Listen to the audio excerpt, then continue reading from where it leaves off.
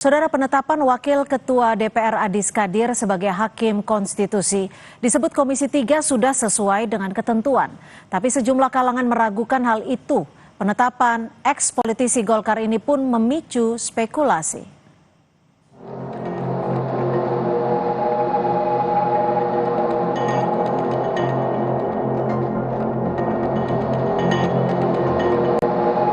Mewakafkan salah satu kader terbaik Golkar yang dulunya adalah pimpinan DPR yang namanya Pak Adis Kadir, mewakafkan ke negara untuk menjadi hakim Mahkamah Konstitusi. Proses penunjukan Adis Kadir duduk di kursi Hakim MK disebut ekspres oleh sebagian kalangan. Lewat rapat paripurna yang digelar Selasa lalu, Adis Kadir resmi terpilih sebagai Hakim Konstitusi menggantikan Hakim Arief Hidayat yang memasuki masa purna tugas 5 Februari mendatang. Mengenai keanggotaannya sebagai petinggi di Golkar, Ketua Umum Partai Golkar Bahlil Lahadalia tegaskan, Adis bukan lagi kader partai. Ia menyebut Golkar telah mewakafkan Adis untuk menjadi Hakim Mahkamah Konstitusi. Kami hari ini mewakafkan salah satu kader terbaik Partai Golkar yang dulunya adalah pimpinan DPR yang namanya Pak Adis Kadir, mewakafkan ke negara untuk menjadi Hakim Mahkamah Konstitusi. Proses beliau menjadi Hakim Mahkamah Konstitusi sebelum diputuskan itu sudah melakukan pengunduran diri baik dari kepengurusan maupun keanggotaan, karena hakim itu kan harus independen, karena kader Golkar inilah gudangnya para kader, jadi kita wakafkanlah yang terbaik. Sementara itu, pengamat hukum tata negara menilai penunjukan Adis Kadir sebagai Hakim MK tidak transparan. Pasalnya, fit and proper test yang dinilai singkat serta minim tanya jawab. Selain itu, keterkaitan yang terlalu dekat dengan partai politik dinilai dapat mengganggu persepsi independensi. Apalagi, MK sering menangani perkara yang berkaitan langsung dengan kepentingan partai politik. Tidak ada transparansi, kita nggak ada yang tahu, tiba-tiba sudah langsung dilakukan fit and proper testnya itu dan kemudian ditetapkan. Jadi itu juga bermasalah.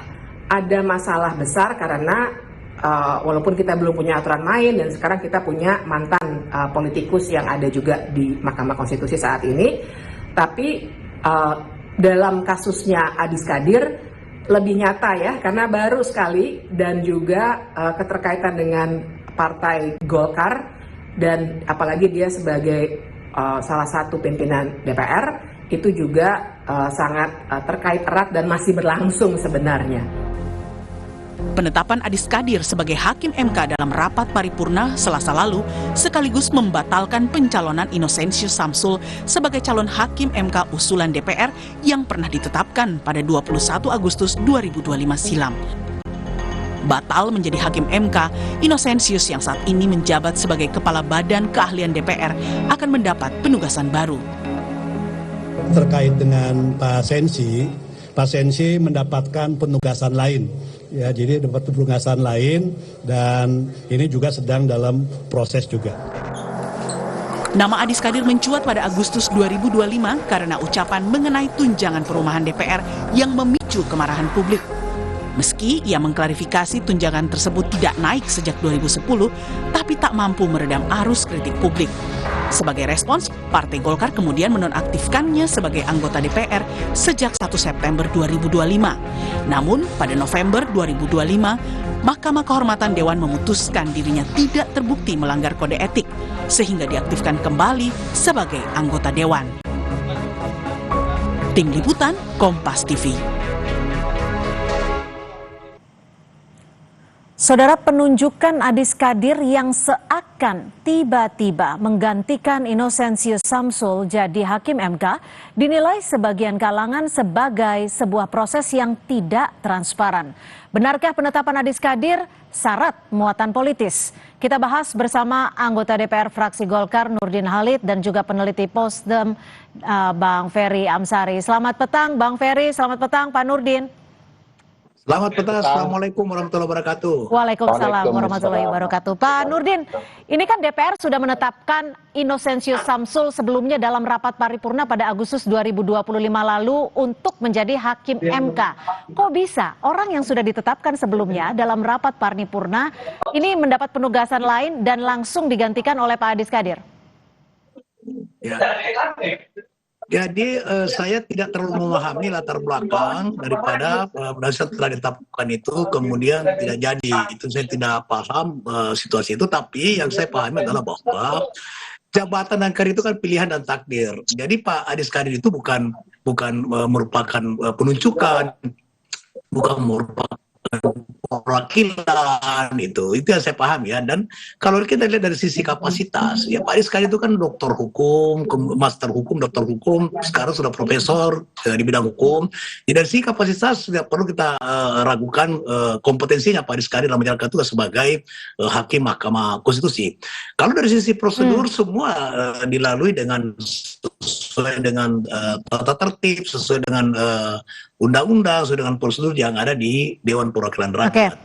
Persoalan ada yang beranggapan bahwa itu tidak transparan, itu adalah sebuah praduga, dan itu wajar saja di era demokrasi sekarang. Apa saja itu pasti akan mendapatkan respon, ada positif, ada negatif. Nah, bagi Partai Golkar sangat senang karena ada kadernya yang terbaik yang sekarang sudah tidak menjadi kader lagi. Tapi sebelum kita ke sana, Pak Nurdin, ya, sebelum kita ke sana Pak Nurdin, ini kan kalau kita melihat prosesnya seakan begitu cepat, seakan begitu terdesak ketika sudah ditentukan dalam rapat paripurna Pak Inosensius, tapi langsung digantikan. Apa yang sebenarnya terjadi? Apa sebenarnya yang melatar belakangi hal itu? Cepat atau lambat itu kan proses teknis saja. Yang penting bahwa proses itu dilalui sesuai dengan peraturan yang berlaku, sesuai dengan undang-undang, sesuai dengan tata tertib DPR, sesuai dengan mekanisme yang telah ditetapkan dalam pemilihan setiap hakim konstitusi atau penegak konstitusi. Itu yang paling penting, yang salah. Oke, kalau kita sebut itu sah secara hukum dan juga legal. Tapi apakah secara etika itu cukup benar? Nah, sekarang kalau saya tanya apakah ada pelanggaran etika? Pak Adis Kadir itu ya sebelumnya kan dinonaktifkan partai karena situasi pada saat itu. Tapi kemudian ketika disidang oleh MKD itu tidak ada pelanggaran etika oleh Pak Adis Kadir, sehingga tidak ada. Nah, kalau sekarang ini itu tidak ada pelanggaran etika itu. Nah, kita lihat dulu kapasitasnya. Apakah Adis Kadir itu punya kemampuan, punya kapasitas, punya kompetensi untuk jabatan itu? Menurut saya dari sisi keilmuan, kemudian pengalaman, Pak Adis Kadir itu kalau nggak salah sudah 3 periode DPR. Jadi sebagai legislator, kemudian sebagai praktisi hukum, juga beliau sudah memiliki kompetensi yang sangat bisa diandalkan untuk menjadi hakim konstitusi itu. Oke, saya ke Bang Ferry. Bang Ferry, bagaimana Anda melihat pemilihan, penunjukan, dan juga dipilihnya Pak Adis Kadir sebagai hakim MK di saat Agustus lalu nama Inosensius Samsul sudah ditetapkan? Ya, pertama ada 2 problematika serius. Satu, cacat prosedural sesuai dengan ketentuan Undang-Undang MK bermasalah, dan kedua nir etika baik yang memilih maupun yang dipilih. Melanggar undang-undang karena melanggar prinsip-prinsip dalam seleksi hakim konstitusi. Misalnya kita ambil contoh prinsip keterbukaan. Praktik sebelum ini, sebelum kasus Pak Aswanto dan Guntur Hamzah, lalu dilanjutkan Pak Inosensius dan Pak Adis Kadir, DPR itu melakukan proses terbuka dengan pengumuman terlebih dahulu di berbagai media massa. Prof. Nurdin Halid bisa lihat itu peralihan perubahan itu. Di pengumuman itu dibuka kesempatan orang yang punya syarat atau memenuhi syarat untuk mendaftarkan dirinya sebagai calon hakim MK, lalu akan di fit and proper test di DPR. Lalu dilakukan pemilihan. Jadi itu prinsip keterbukaan dibaca di penjelasan Undang-Undang MK, salah satunya pengumuman kepada publik. Bahkan setelah pengumuman lalu ada orang yang mendaftar, DPR membuka ruang bagi publik untuk memberikan masukan. Aneh sekali proses ini tidak ada yang sesuai dengan prinsip itu. Kedua, syarat jadi hakim konstitusi itu kan berdasarkan konstitusi 4 ya. 1, integritas ya, lalu kemudian negarawan, paham ketatanegaraan dan konstitusi. Saya mau ke poin itu Mbak sebentar. Poin itu menjelaskan begini, bagaimana seorang negarawan adalah kami tangkap Bang Ferry. Belum, ini belum nangkap. Silakan singkat dulu. Bertindak atas kepentingan negara, bukan dirinya sendiri. Bagaimana orang yang bicara soal gaji DPR lebih penting lalu ingin DPR naik, sementara gaji honorer belum ya. Lalu orang ini yang menimbulkan keributan di bulan Agustus. Sekarang dia menjadi wasit konstitusional kita. Harusnya statement itu, negarawan itu lebih mendahulukan diri orang banyak dibandingkan dirinya sendiri. Nah, bagi saya aneh nih pilihan ini. Kedua yang bermasalah itu adalah soal apa yang kita sebut etika. Bayangkan DPR sudah milih orang, lalu memberikan akad bahwa ini adalah hakim yang terpilih, tiba-tiba hakim itu ditarik kembali. Itu kurang etika berbahaya. Saya nggak terbayang perasaan Pak Innocentius ya. Etika, cacat prosedural. Kalau tadi Mbak Fitri juga sempat menyatakan tidak ada transparansi karena ada keterkaitan dengan partai dan juga merupakan pimpinan DPR. Bagaimana Pak Nurdin menjawab ini? Kalau memang dilihat dari kacamata publik bisa dikatakan sangat empati juga. Ya, jadi kalau Bang Ferry berpendapat begitu, itu normal saja, wajar saja, karena itu juga sebuah fakta. Tapi kita harus lihat bahwa apakah misalnya kurang keterbukaan, kemudian itu sudah bisa dikategorikan sebagai cacat prosedural. Saya kira itu tidak seperti itu juga. Nah, kemudian kenapa tiba-tiba Pak Sensi ya tidak dilanjutkan? Itu bisa saja, tapi sekali lagi saya tidak terlalu paham ya latar belakang itu. Tetapi menurut dugaan saya bahwa Pak Sensi sendiri yang mungkin tidak bersedia lagi karena mungkin ada penugasan baru. Penugasan barunya apa, Pak Nurdin? Saya tidak paham, tapi itu yang saya pahami bahwa dia ada penugasan baru dan mungkin Pak Sensi lebih memilih penugasan baru daripada menjadi anggota Hakim Konstitusi. Nah, karena kan ketika sudah bicara paripurna biasanya sudah settle, sudah pasti gitu loh, Pak Nurdin. Jangan dipotong dulu, kita nggak bisa ngomong kalau komen potong terus itu. Ya Bu Ferry tadi itu masih harusnya dia perjelas dulu soal-soal negarawan tadi itu. Itu orang jangan dipotong dulu. Jadi kenapa kemudian ini cepat prosesnya? Karena kebutuhan. Karena Agustus ini kan Pak Arif sudah pensiun. Sementara Pak Sensi ada penugasan baru dan dia lebih memilih penugasan baru itu daripada menjadi konstitusi. Itu yang membuat salah satu faktor sehingga ada percepatan dalam pemilihan itu. Tapi yang paling penting bahwa seluruh prosedur itu kemudian dilalui oleh DPR sesuai dengan tata tertib, sesuai dengan undang-undang. Saya kira itu yang paling penting. Kemudian kalau dilihat dari kapasitas, sekarang saya katakan bahwa tidak ada yang pernah dilakukan soal kompetensi daripada Pak Adis Kadir. Beliau sudah berpengalaman sebagai legislator. Saya secara pribadi sangat baik ya, bukan karena beliau juga sebagai orang Bugis, tapi track record-nya itu saya paham betul, saya ikuti betul, dan dia punya kompetensi kapasitas untuk itu. Tapi kalau dikatakan etika? Persoalan kemarin yang dikatakan Bu Ferry tadi bukan satu-satunya pernyataan atau komentar Pak Adis Kadir tentang gaji DPR yang memicu terjadinya kerusuhan, terjadinya aksi ekstrasi massa yang begitu besar. Bukan hanya itu, banyak faktor lain. Itu sebetulnya hanya menjadi pemicu saja yang dibuat-buat sehingga mengorbankan orang yang sebetulnya apakah orang tidak bisa berbuat tidak menciptakan sesuatu kesalahan. Saya saja seperti ini sekarang berkomentar, bisa saja saya ada keliru berkomentar. Nah, Pak Adis itu kan hanya keliru berkomentar terhadap satu pernyataan tentang gaji DPR. Nah, gitu. Nah, sehingga oleh MKD menyatakan bahwa Pak Adis Kadir tidak terbukti melanggar etika. Ya, saya ke Bang Ferry. Sinyal Anda sedikit terganggu, Pak Nurdin. Bang Ferry, kita tahu bahwa Mahkamah Konstitusi memiliki peran yang cukup besar, pengawal konstitusi. Lalu apa yang akan terjadi ke depannya jika saat ini hakim Mahkamah Konstitusi diisi oleh politisi? Kalau sebelumnya kita sudah tahu ada nama Arsul Sani dan saat ini ada nama Adis Kadir. Ya, sebenarnya bahasa pasal 24C Undang-Undang Dasar 1945 itu kan hakim konstitusi diajukan oleh DPR, Presiden, dan Mahkamah Agung. Jadi tidak diseleksi oleh DPR sebenarnya. Kenapa tidak diseleksi oleh DPR? Karena DPR kan salah satu pihak di Mahkamah Konstitusi. Aneh saja, di dalam sepak bola sekalipun juga aneh, kalau penentuan wasit itu ditentukan oleh pemain gitu ya. Jadi tidak mungkin, ini beliau pengalaman soal sepak bola ya. Nggak mungkin itu, pasti FIFA atau PSSI yang buat aturan. Wasitnya dari FIFA dan PSSI juga. Nah sekarang bayangkan wasitnya dari pemain, yang salah satunya adalah para pihak. Dan itu menurut saya tidak bijak. karena wasit mestinya bisa membangun fair play. Dampak Perlu paling diingat nyatanya apa betul. sih Bang Ferry kalau memang ini terus terjadi dan memang akan terjadi kalau memang nama Adis Kadir akan menjadi hakim MK?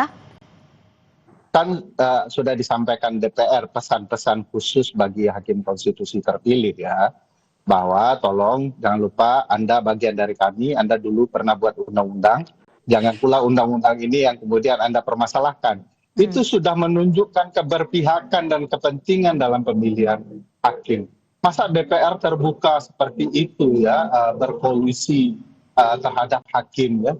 Itu mau wasitnya wasit utama maupun wasit hakim garis itu Pak Nurdin sudah nggak fair itu karena bisik-bisiknya sudah terdengar secara terbuka. Jadi dampaknya ya adalah kepentingan publik melalui undang-undang dan segala macamnya.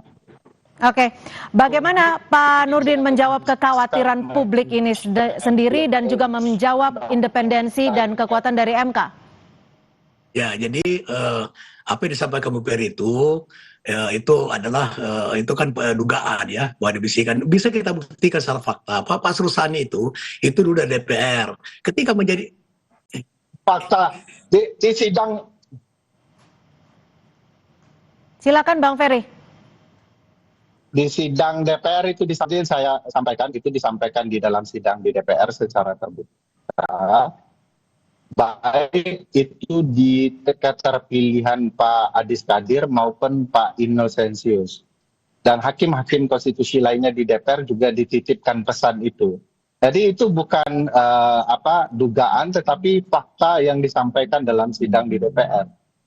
Tidak perlu dibuktikan sesuatu yang sudah terlihat di depan publik. Saja seperti itu, tapi itu kan bukan semacam sebuah pernyataan yang bersifat instruktif atau perintah atau harapan ya. Kenapa? Karena independensi seorang hakim itu sangat tinggi dan di MK itu sangat menjunjung namanya kode etik di MK itu. Oleh karena itu maka saya yakin Bapak Adis Kadir itu bisa independen. Dia akan pasti berbuat sesuatu di MK itu sesuai dengan jati diri MK, sesuai dengan kode etik di MK, sesuai dengan harapan masyarakat di mana MK sebagai penjaga konstitusi. Tapi saya juga menyatakan sama Bu Ferry, sekarang ini mohon maaf ya, saya termasuk orang yang menurut saya juga MK banyak keputusan-keputusannya juga yang tidak konsisten. Ya, Bu Ferry pasti tahu itu, Bapak kan ahli tata negara itu, ya ahli hukum itu konstitusi misalnya dulu berkali-kali termasuk Bung Ferry ikut mengajukan judicial review tentang presidential threshold tidak pernah dipenuhi, kemudian tiba-tiba dipenuhi. Nah pertanyaannya apakah kemudian tidak ada latar belakang politik?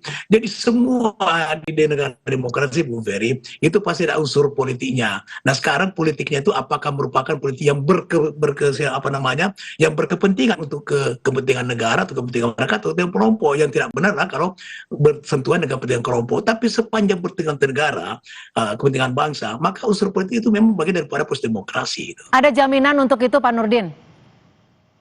Karena di sana ada kode etik.